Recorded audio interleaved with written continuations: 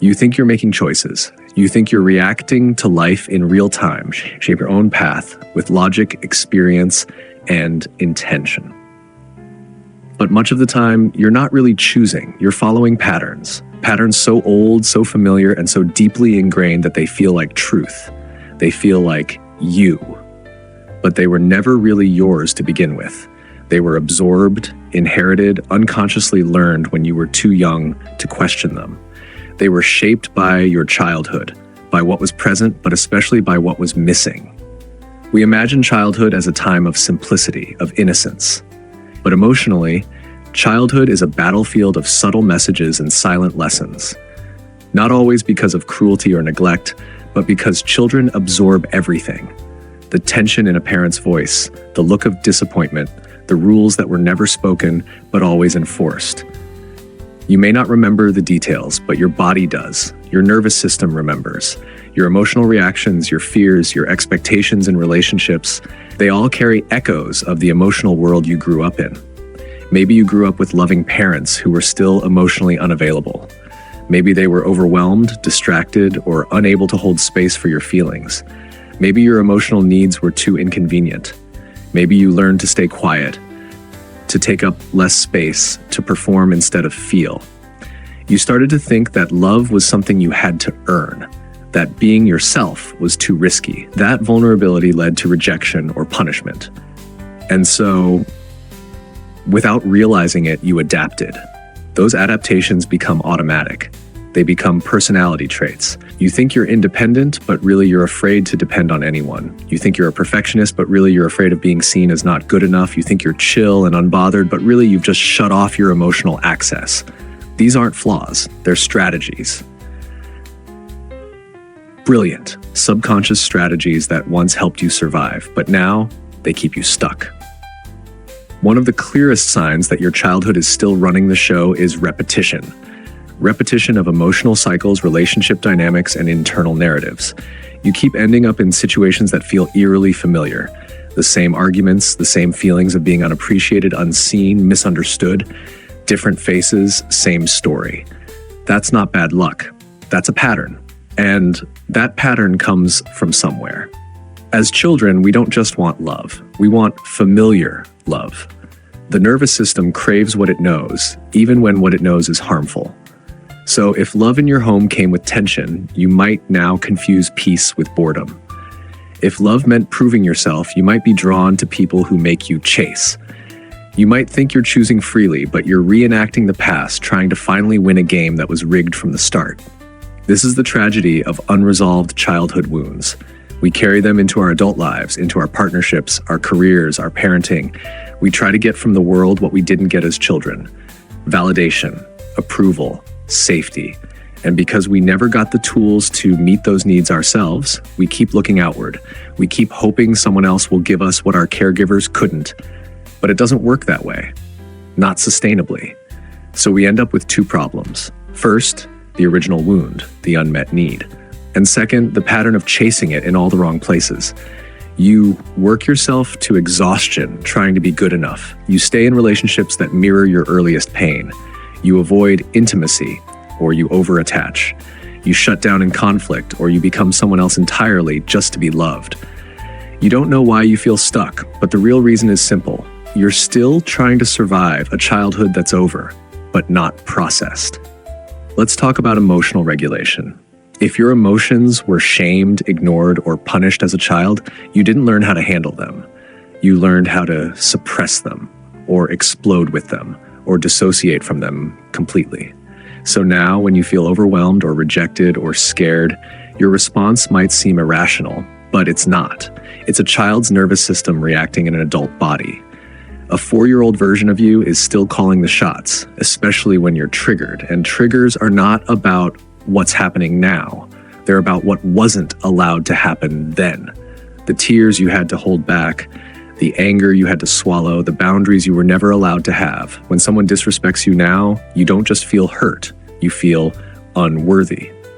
When someone pulls away, you don't just feel sadness, you feel abandonment. That intensity tells you something important. The past is still here.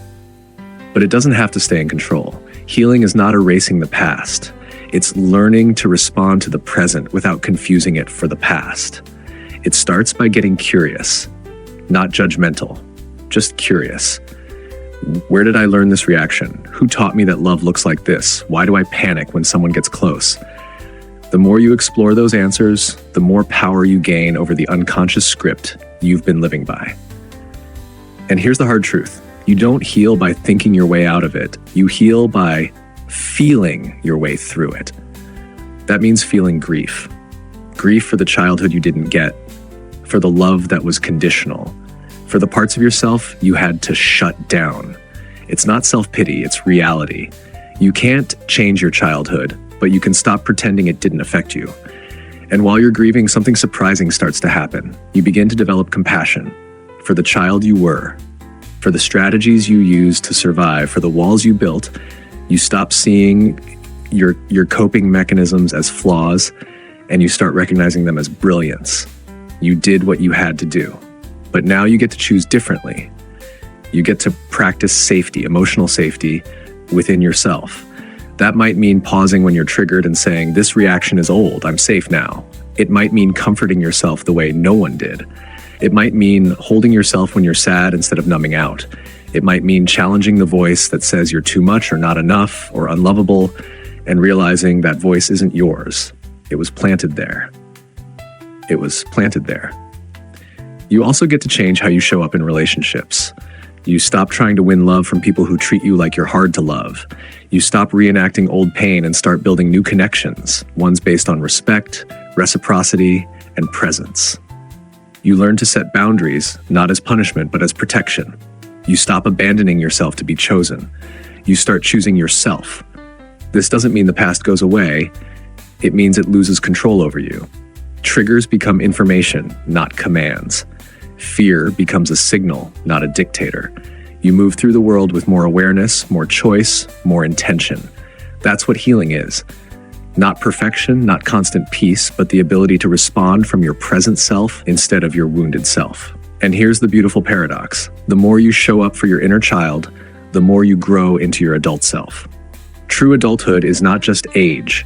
It's the ability to care for the parts of you that were once neglected. It's the ability to reparent yourself, to give yourself the love, patience, and support that you never consistently received. That's not regression. That's maturity. So much of what we call personality is just a defense, a protection. But defenses can soften. Protection can evolve into connection. And when you start to feel safe inside your own skin, not because everything is perfect, but because you're no longer at war with yourself, that's when things really change. You might notice that you're less reactive, less afraid, more forgiving, not in a way that ignores harm, but in a way that stops carrying it.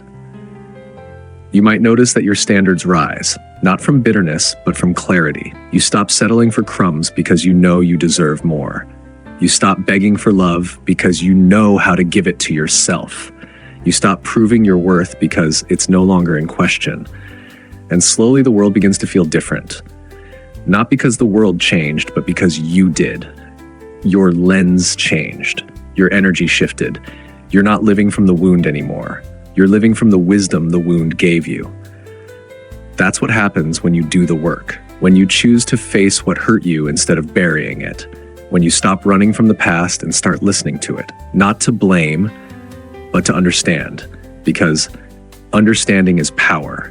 And when you understand yourself, you stop being controlled by the things you don't even see. So if you've ever felt broken, stuck, too sensitive, too intense, or just too much, know this, you're not too much. You've just been carrying too much. And the moment you begin to put it down, not all at once, but little by little, your life begins to feel different, more spacious, more possible, more yours. You're not late. You're not behind. You're not doomed to repeat the same story forever. You are allowed to heal. You are allowed to grow. You are allowed to write a new chapter. Your childhood shaped you, yes, but it does not own you, not anymore. You're not a victim of your past. You're the author of what comes next. But here's something we don't talk about enough. Sometimes we resist healing, not because we don't want to feel better, but because healing threatens the identity we built to survive. If your worth was tied to being strong, independent, or high achieving, then rest, softness, and asking for help might feel terrifying. They challenge the foundation. They ask you to let go of who you became when you couldn't be yourself. And even though that version of you was built on pain, it still kept you alive. It protected you. It worked. So letting it go can feel like betrayal. You may find yourself self-sabotaging, pulling away from people who love you, starting drama when things feel too calm, ignoring your needs just when you're about to meet them. That's not failure. That's fear. Fear of stepping into unfamiliar emotional territory, fear of living without the armor, fear of having no one else to blame when things go wrong. Because healing is vulnerable. It's exposing. It asks you to be seen without all the masks. And if you were punished or rejected for being real as a child, that can feel unbearable. But it's worth remembering, your old self is not your enemy. That perfectionist, that avoidant, that people pleaser, that performer. They all came from somewhere. They came from a child who needed to feel safe and found a way to do it. So don't hate those parts. Thank them. Let them know their job is done. You're not in danger anymore. You have more tools now, more awareness, more choices.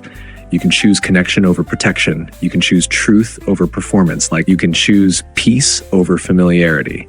And sometimes the most healing thing you can do is simply pause. Notice what you're feeling. Name it. Sit with it. Breathe through it. Emotions are not the enemy. They're messages, messengers. If you've spent your life running from them, it's only because you were taught they were unsafe.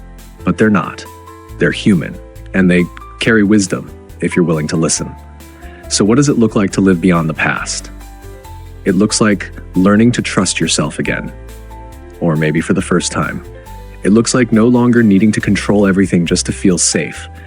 It looks like taking risks, not reckless ones, but emotional ones, saying how you really feel, asking for what you need, walking away from what drains you, standing up for yourself even when your voice shakes, believing you're worthy even when no one's clapping for you.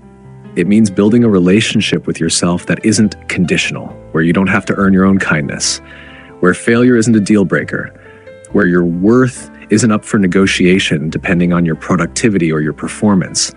It means learning to be gentle with yourself when you fall into old patterns, not shaming yourself, but noticing, saying, there's that old wound again, and then choosing differently, even just a little.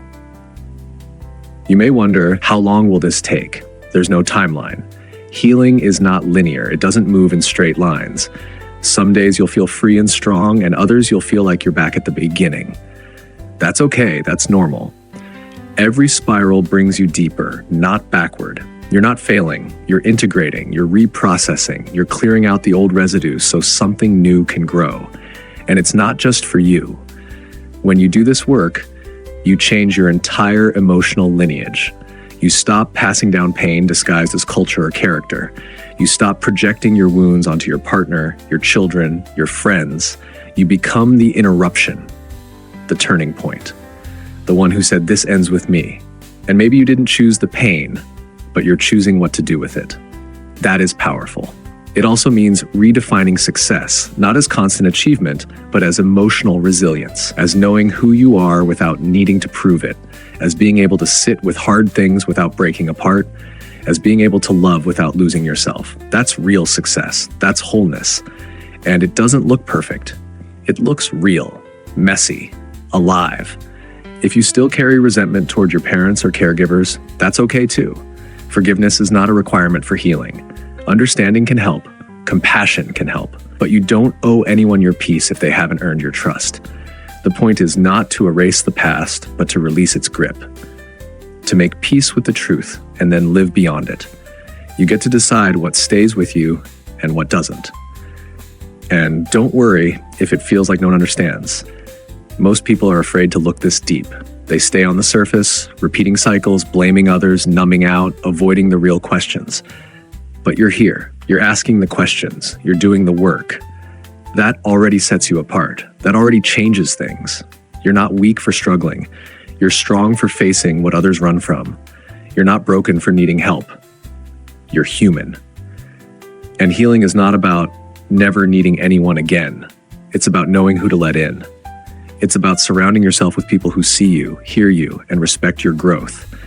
People who don't need you to stay small so they can feel secure. Eventually the fog lifts, the panic quiets, the self-sabotage slows down, and in its place something softer arrives, something quieter but stronger.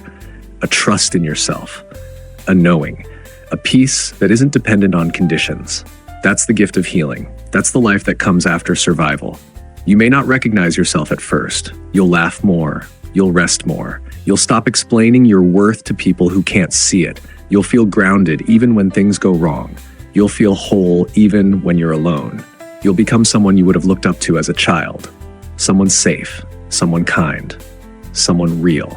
So when people say, "That's just how I am," remind yourself, that's never the whole truth. It's usually how they learn to be. And anything learned can be unlearned. Anything built on fear can be rebuilt on love. You don't have to stay in survival mode forever. You don't have to stay small, guarded, afraid, reactive. You get to grow. You get to evolve. You get to become. And you don't need to do it all today. Start small. Breathe. Pause, reflect. One choice at a time, one kind word to yourself, one boundary honored, one truth spoken. That's how healing happens. Not in giant leaps, but in quiet, consistent acts of self-respect. So yes, your childhood still lives inside you, but now you know that. Now you see it. And once you see the pattern, you're no longer trapped by it. You're free to respond, to choose, to rewrite. You're free to stop running from your past and start building your future on your own terms. That's the work. That's the invitation. That's the path forward. And you don't have to walk it perfectly. You just have to walk it honestly. If this video spoke to you, if even one part of it made you pause, reflect, or feel understood, then I invite you to support this space. Leave a like, share it with someone who needs to hear it, and subscribe to the channel if you'd like more content like this. This community is growing, one honest conversation at a time, and your presence here matters. Thank you for watching and for doing the work, even when it's hard. I'll see you in the next one.